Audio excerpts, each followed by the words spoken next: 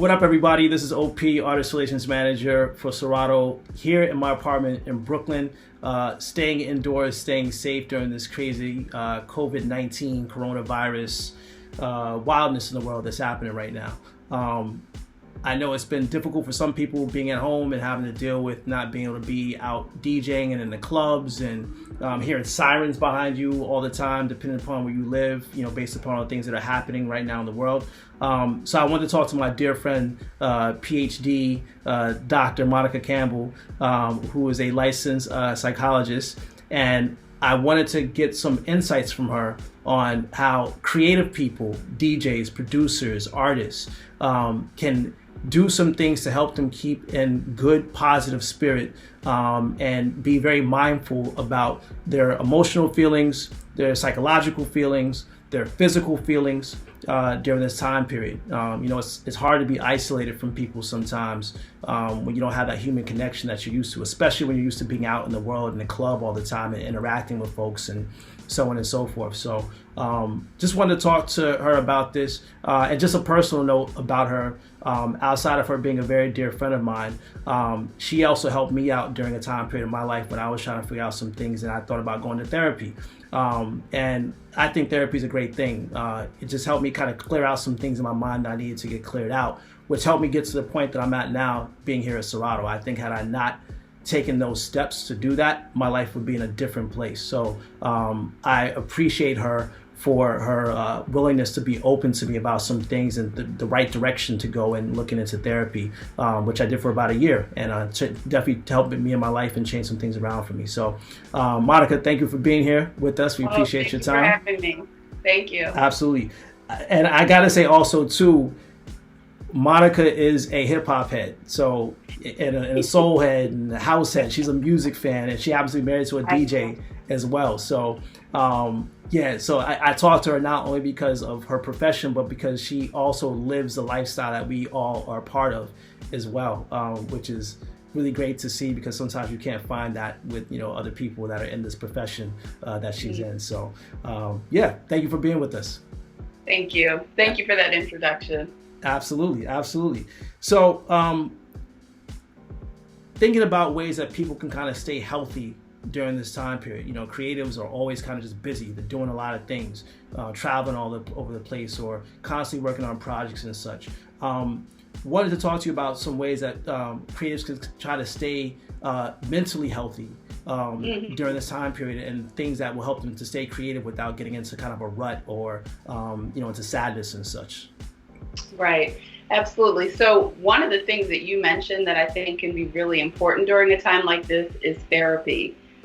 Most insurance companies now, if you have health insurance, are paying for teletherapy services, whether it be video or phone services that you could actually talk to a therapist. So that would be a really, it's a great time actually to start therapy. You wouldn't be meeting with your therapist in person, but there are other ways to do that. Outside of that, there's a lot of things that we can do to stay healthy during a very stressful time. And I can't underemphasize or overemphasize what a stressful time this is for many people in different ways. And for the DJ artist community, this is a particularly stressful time because the way in which people share their artistry, connect with others, is really in jeopardy right now in terms of live venues, clubs, restaurants, even if you have a night where a DJ's spinning at a restaurant. So this is a really challenging time. I would say that one of the things that people can do, and I know this is going to sound kind of contrary to DJ culture, but is to keep a schedule. So during the day, make sure that you're to kind of the best of your ability, getting up around the same time, doing things at regular intervals, making sure you're eating at a regular time. I also want to include on that schedule, physical activity is really, really important right now. It may be difficult to get depending on where you live and what the restrictions are. So if you're in a place where you can, mask up and head out and take a walk, do that. Now's a great time to check out online workouts. A lot of gyms are doing Zoom workouts where you might have a live instructor. So I would say staying physically active is also really, really important. And lastly, staying connected with friends and supportive people. So being able to have, different types of video chats with friends or talking to people on the phone. In our regular lives, sometimes we feel too busy to do those things, but this is a really perfect time to reconnect and stay connected to people who are supportive. Absolutely. Let me talk to you about anxiety. Yes. Because I know there are a lot of people that are kind of in this anxious moment right now. Yes. I'm not going to lie. And I think pretty much everybody on my team would say the same thing. We get bombarded with phone calls all the time from DJs. Phones constantly ringing. And that can sometimes cause some anxiety.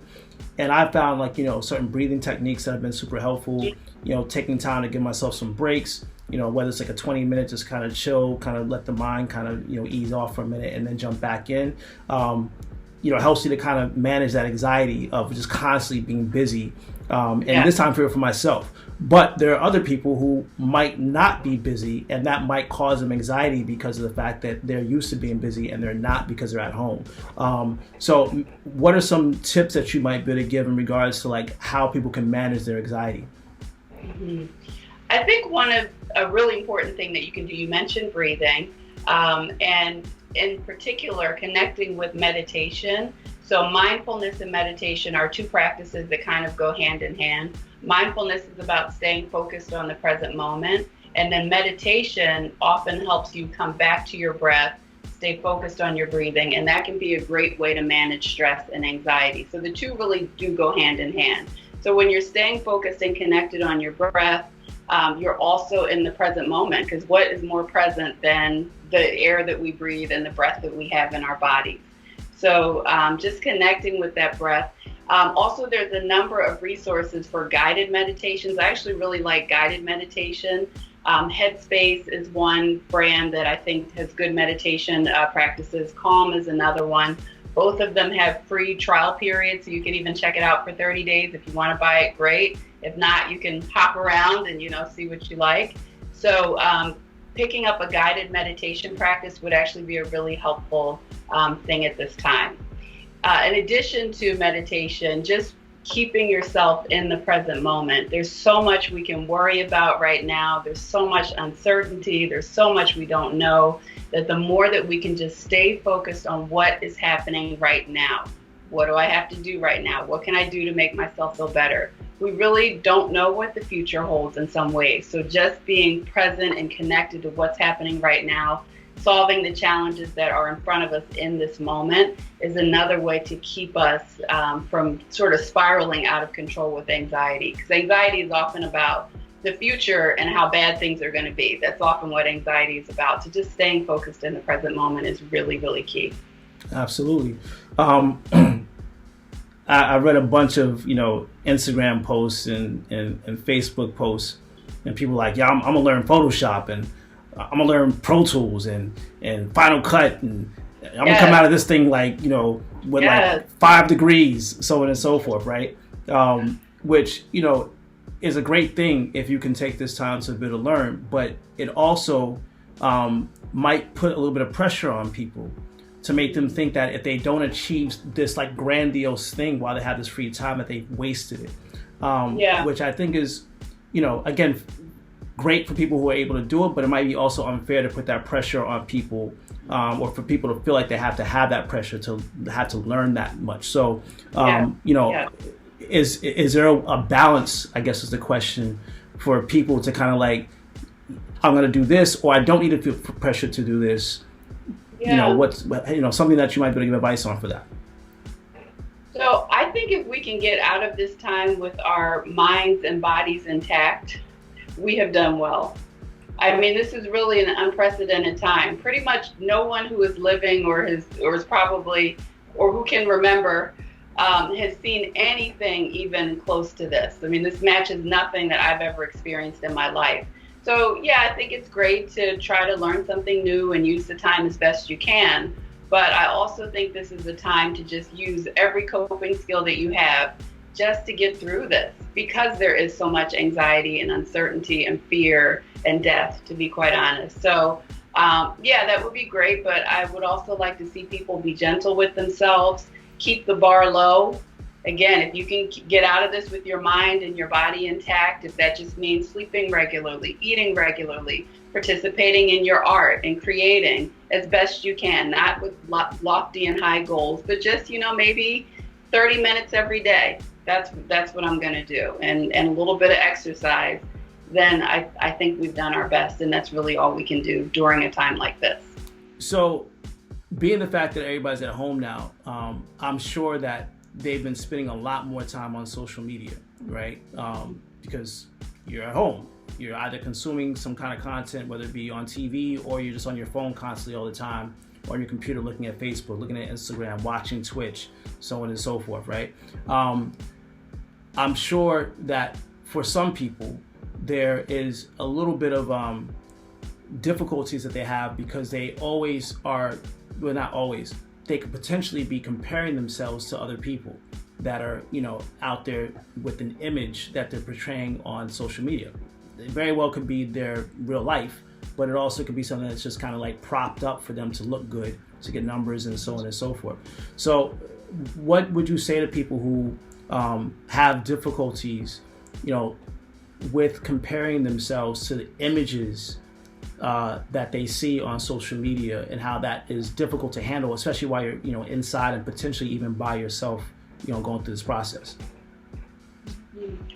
So we were talking about connection earlier, and social media is a great way to stay connected with people, see what they're doing and how they're doing. However, we have to remember that people tend to curate their social media presence. They only present the very best versions of themselves. Most people don't put, when they look the worst and they're having the worst day, that's not the post that they're gonna, put out for the world. So we have to just be mindful that people are only putting their best, and that doesn't always tell the whole story of what's happening in people's lives.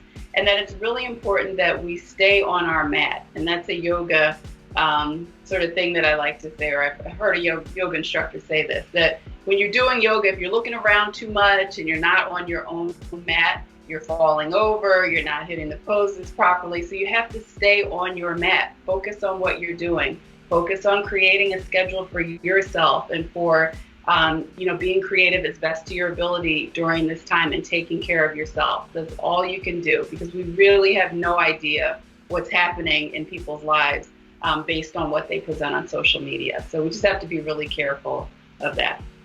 Absolutely. And also too, just another question, and a little bit of relation to it, being the fact that now everybody's online DJing and such, whether it be on like Twitch or, IG, Facebook, so on and so forth. People are trying to develop their fan bases, and, they're trying to get new people to, be a part of, their branding. Sometimes you get trolls that come into your feed and might say this or that or so on and so forth, right? Which is, kind of sucks, this social media age, that people want to kind of make those kind of comments.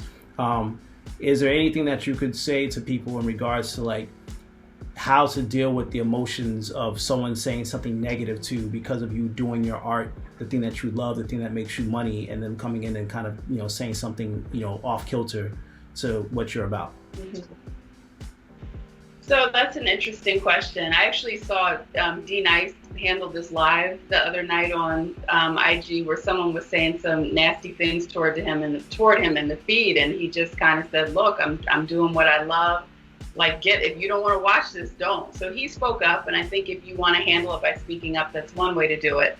But also remembering that often people are negative and cruel when they don't feel good about themselves. So if you can block people, I would say go ahead and do that, and just keep that in your head, that people often reach out to do nasty things when they don't feel good about themselves. So just reminding that hurt people, right? So people who are hurting often try to lash out and hurt other people. So block, ignore, surround yourself with people who are supportive, who are kind, who are encouraging of what you're doing, and stay focused on those comments, because there's probably one hater and 50 people who love what you're doing, but we focus in on the hater. So pay as much attention to the 50 who love you as the one who doesn't. For sure. Now I know there are plenty of DJs that have families, partners and children and such, or they take care of their elderly folks, parents, grandparents, so on and so forth. Again, that might cause another stress, right? Where, you're either constantly home and the kids are always running around and they're nonstop and you're going crazy. Or, that, you're dealing with someone who already has maybe like a pre-existing condition and you're having to deal with them with that, plus dealing with all the stress of like, the outside world and so on and so forth. Are there things that either people can do for themselves to keep them calm, to be able to handle that, or things that families can do as a unit to be able to keep everybody cohesive and together to be able to get through this time period? Mm-hmm. So again, I think using video chats with family members can be really helpful. My family's actually done that a few times. So like on Sundays, somebody will just pull it together and we'll get on and we'll just check in about how people are doing. So I think using the resources and the technology that we do have to stay connected can be really important during a time like this for families. And you'll be surprised, grandma might be, interested in learning about Zoom or another platform or Skype so that she can, stay connected with grandkids or with other family members. Absolutely. They're about to start ringing the cowbells and all the cans and such in a couple seconds here. It's almost 7:00. So every day in New York City at 7:00, they go outside and start kind of doing a big chant for all the frontline workers and the people in the hospitals to, kind of give them some support and whatnot. So that's about to happen now. So you might hear some noise in the background with that. I know I've done, a decent amount of calls with DJs just to kind of check in, right? Just, hey, how you guys doing? What's going on? So on and so forth. Just a moment. And vice versa, people could call on me just like, hey, just want to check in and see how you're doing. Kind of supporting the community, during this time period. I know, again, like you said, with families being able to talk to each other, Zoom, so on and so forth. But I personally think it's also important for people who are in the community to also do those check-ins as well. Just some of your thoughts on that in terms of like just the community kind of helping each other out. Absolutely. I feel like the DJ, artist, party community is really powerful. Having been a part of this community in Philly, there's a lot of love, there's a lot of connection, there's just a lot of support that you can get from people in this DJ, artist, and I'll just say party community. So for sure, I think also people in this community checking on each other to make sure folks are doing okay is really important during this time too. Yeah. And what do you think about collaboration during this time period where you're not able to be in the same room or the same space as somebody else, but collaborating with them maybe online that can, kind of build something, whether it be music that you make together online or, a shared DJ mix where someone does one part and another person does another part, and just things that can kind of, again, help that community sense, stay together while people are isolated or not together with each other. Yes. So connection, I think, is really, really key to helping us get out of this, okay? And connecting through art is powerful. So absolutely, I would say if you want to do a mix with someone or you're working on a beat and you want someone to add something, this is a great time to really fortify those connections and, use them in a different way. So sure, reach out to your creative friends and see what they're doing, see how you can collaborate. Absolutely. The unfortunate thing about this time period, as we're celebrating in the background here with all the people outside, is that unfortunately we have lost a lot of people during this, and people have to find a way to be able to grieve, and sometimes they have to grieve by themselves. Are there any words of advice, support that you can give in regards to how people are able to be able to grieve in a moment when they can't be in a community to be able to grieve together? Yeah. So using technology as best we can to connect, even to talk about someone who is now passed on, being able to hold, I know it's such a strange thing to have virtual funeral services, but virtual memorials I think are really important. We recently lost a friend who is really important in this community tie. So even honoring him through a DJ mix. I know it's something that my husband was able to do that was really a powerful healing thing for him.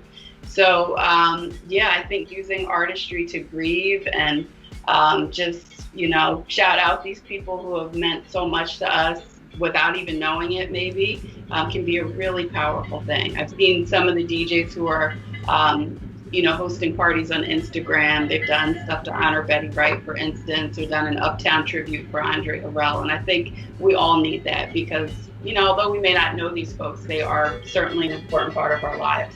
Absolutely. What music are you listening to right now? What's keeping you happy musically during this time period, and even suggestions about what people can do musically to stay happy and positive?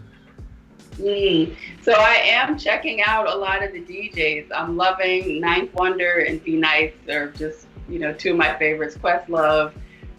So I think this is a great time for music, just in terms of what's happening on the internet that you can connect to for free and very easily. The new Little Dragon, I really enjoy. I'm hip hop all day, so any good hip hop. Big Daddy Kane recently had an IG live that I watched and really enjoyed. So just stuff to keep me upbeat, positive, getting through the day. Nice. I've seen people recently just making playlists of music that just makes them feel good, right? And that they're just sharing that, Spotify, or they're even just doing mixes of just like, these are my favorite songs and they just keep me happy, right? They're things that just, again, kind of trigger those happy things in your mind versus, the kind of gloom and doom. Yeah, and limiting the news intake, turn the news off. Probably if you watch a little bit of the local news, a little bit of the national news, you have it covered for the day. You don't need to keep watching it. So turn that off, turn on some music, put on your favorite music. That's another good thing to just protect your mental health, not being bombarded with news and focused on news all the time, but checking out music. Wanted to get your advice on some stuff for people who are having to work from home. This is kind of an unprecedented time where, most people are used to going to offices and kind of traveling to go to work. DJs, their jobs are generally in the clubs, so they're traveling to the club to go DJ, or, they're in the studio working on music with artists, or they're in meetings preparing for that next gig, with different clients and such, whether it be weddings or private events and so on and so forth. Now that people have to work from home, they have to create a balance between their home life and also their work life, which sometimes can get kind of, difficult because they're in the same space all the time and don't have a way to separate, those things. So is there any advice that you might give to people who are working from home who are trying to find that balance of how to be able to be home and also be able to work and keep those two things separated without them kind of clashing with each other? Sure. So again, back to schedule, like having work time. And I know that may be something that, maybe not how some DJs work, to have like a designated time for work, but it can be helpful to sort of parse out work time and home time. And work time might be from 10 p.m. to 2 a.m. if that's when you're used to creating, or that's when you do a mix.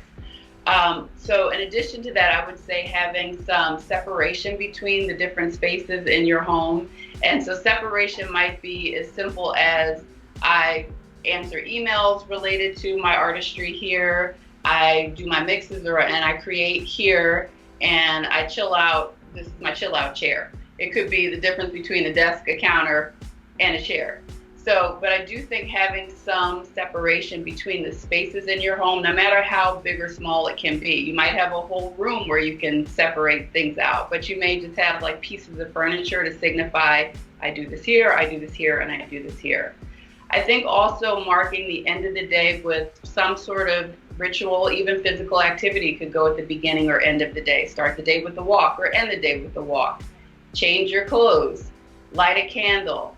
So just small things to signify that the end of the day has come. I think it's important when we don't have those natural separations of, okay, I have to get up and leave out to commute to go to my place. Commuting really does give us the space to kind of retool for the next day, part of our day. But when you don't have that, you have to create those separations.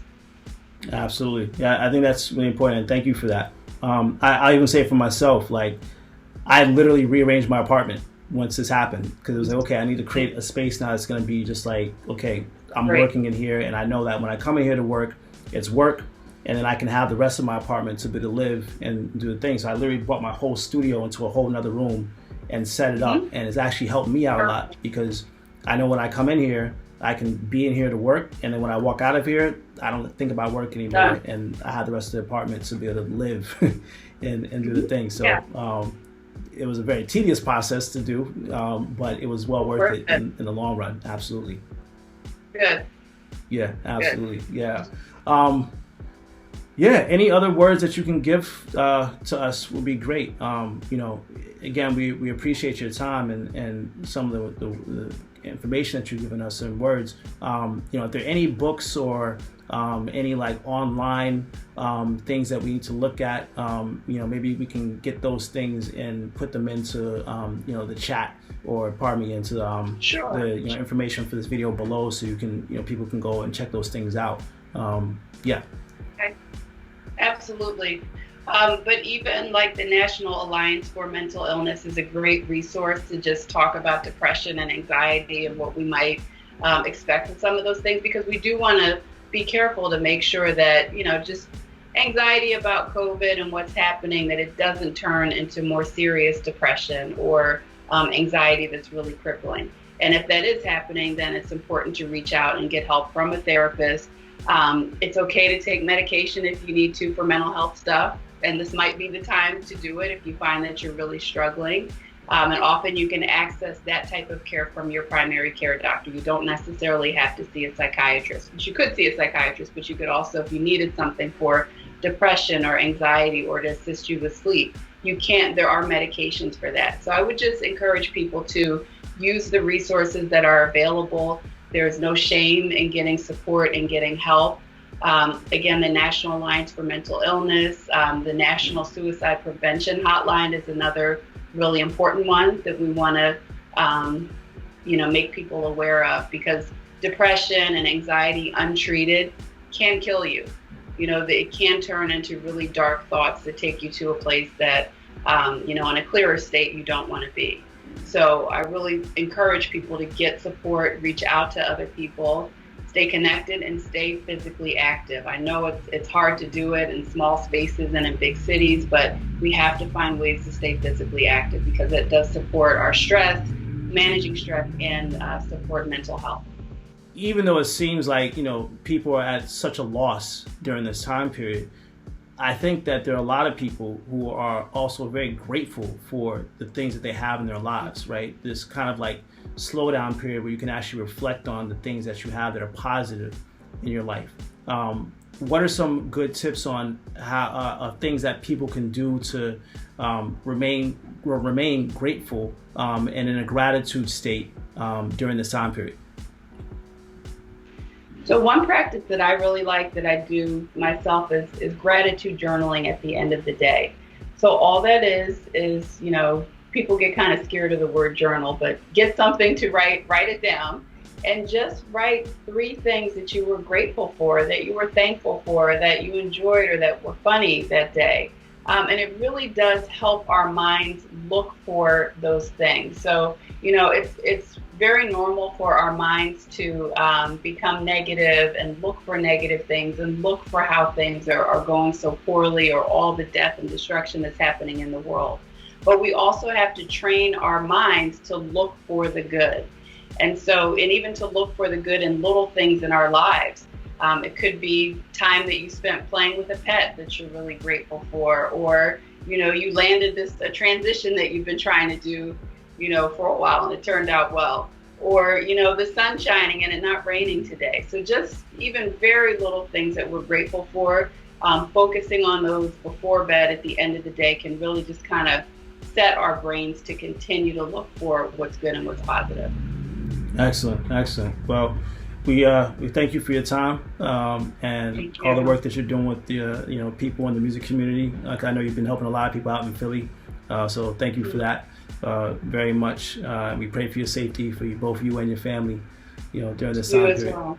Thank you. So, again, folks, this is Dr. Monica Campbell, PhD, She's given us some really great tips on how to be able to get through this crazy time period during this COVID-19 coronavirus situation.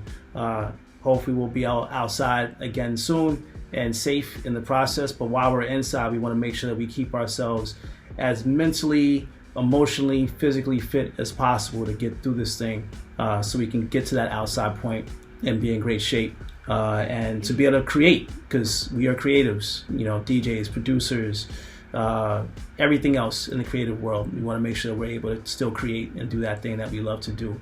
So we thank you very much for your time period here with us. Thank you. Absolutely. Thank you. Once again, my name is OP, Artist Relations Manager, here at my place in Brooklyn. Stay safe and bless everybody out there, and we'll talk to you very soon. Thank you very much. Peace. Peace.